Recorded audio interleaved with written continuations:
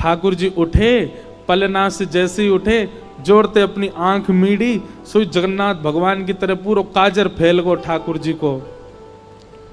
घुंघराले केश नेक बिखर रहे हैं, मोर पिछ अपने अपने शीश पर धारण कर रखा है। सुबह उठते ही बालक को कोई नहीं चाहिए, अपनी मैया चाहिए। मैया कहाँ है, मैया पास जाऊंगो, मैया पास जाऊंगो। यशोदा मैया दही बिलो रही है। ठाकुर जी गए और ऐसे दही बिलोती भाई यशोदा मैया के दोनों भुजान के नीचे से भीतर आए और सामने आके मैया के आगे खड़े है गए। आंखन को काजर फैल गयो है, सो के उठे, आंख भी खुले ही नहीं रही हैं, केश पूरे घुंघराले मुख पर आ रहे हैं ठाकुर जी के। और मैया से कह रहे, मैया जे बता, तो को दूध ज्यादा प्यारो है कि तेरो पूत प्यारो है, बता। मैया बोली, लाला तू भी सवेरे सवेरे उठ के कैसी बात न करो करे, चल हट जा, मुझको दही बिलोन दे। ना है मैया, पहले बता तू को दूध प्यारो कि पूत।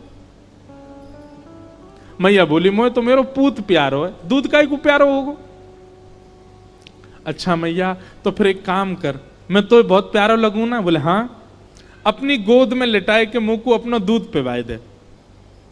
मैया मुंह को बहुत जोर की भूख लगी है, मुंह को दूध पिवाए दे।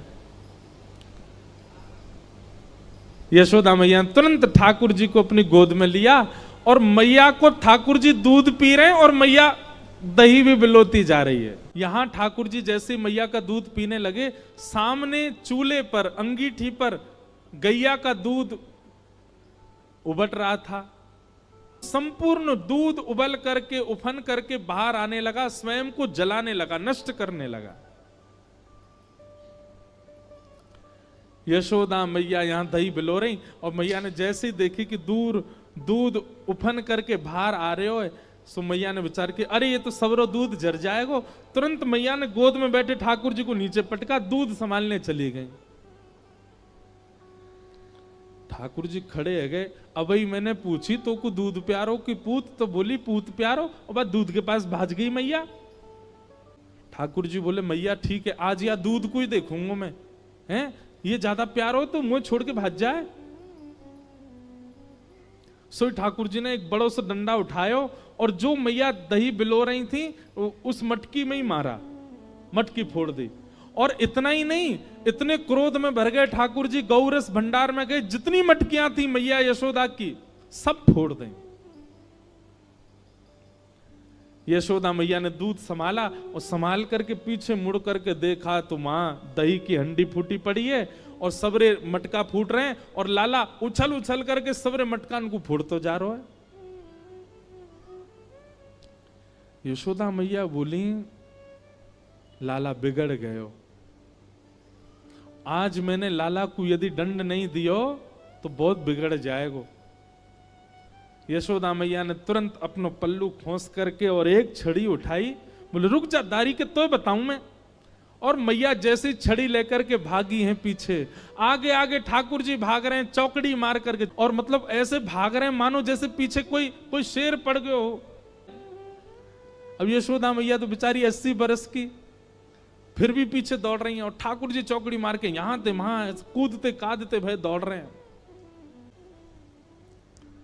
थोड़ी दूर पहुंचे होंगे कि यशोदा मैया तो थक गई और बीच रास्ता में बैठ गई, जोर जोर से सांस लेने लगी, अपने पसीना पहुंचने लगी। इतने में ठाकुर जी ने पीछे मुड़ के देखी और पीछे मुड़ करके देखी यशोदा मैया बैठ गई, एक वृक्ष की आड़ में चले गए और वहीं से कह रहे, मैया का भयो, तू भाग क्यों ना रही मेरे पीछे। यशोदा मैया बोली, लाला मैं थक गई हूं ना, अब बूढ़ो बड़ो शरीर है, तू इतना दौड़ावे मुंह को, अब मैं हार गई हूं।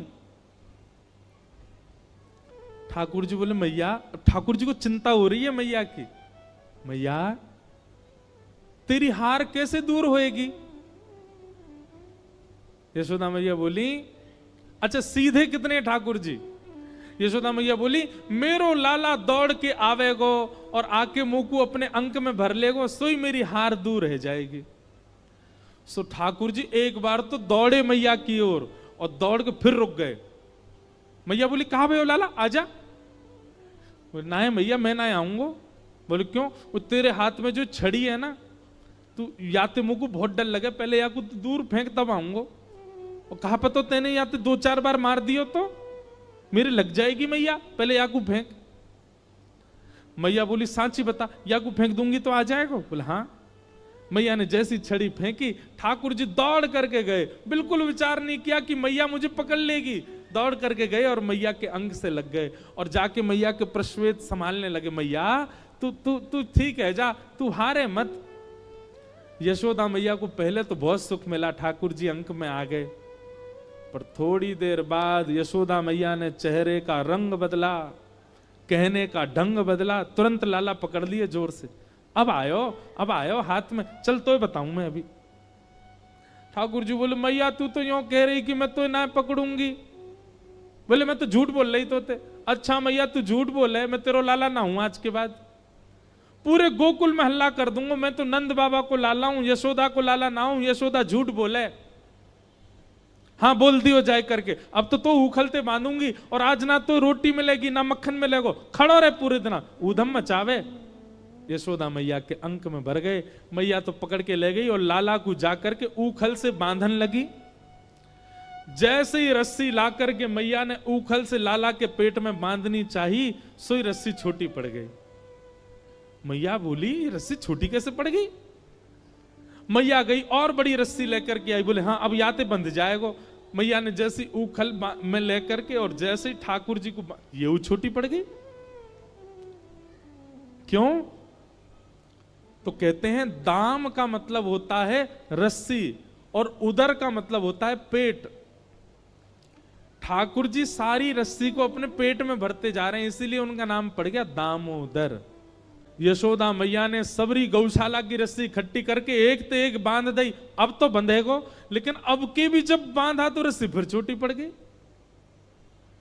यशोदा मैया एक क्षण आश्चर्यचकित होकर के ठाकुर जी की ओर देखने लगी। इतनी बड़ी रस्सी लेके आई, ये छोटी कैसे पड़ गई? और यशोदा मैया के चित्त में अचानक भाव उत्पन्न होने लगा। गर्गाचार्य जी कह के गए थे नारायण समो गुण, पर कहीं ये नारायण ही तो नहीं है, क्योंकि परमात्मा ही किसी बंधन में नहीं आ सकता। सामने खड़े भगवान ने जैसे ही देखा कि मैया मोकू भगवान मान रही है, सोई ठाकुर जी ने कही मैया और कितनी जोर से बांधेगी, देख मैं तो बंध गो। तभी मैया देखती है कि वो रस्सी पूरी बंध गई और गांठ लग गई ठाकुर जी को, बंध गए ठाकुर जी।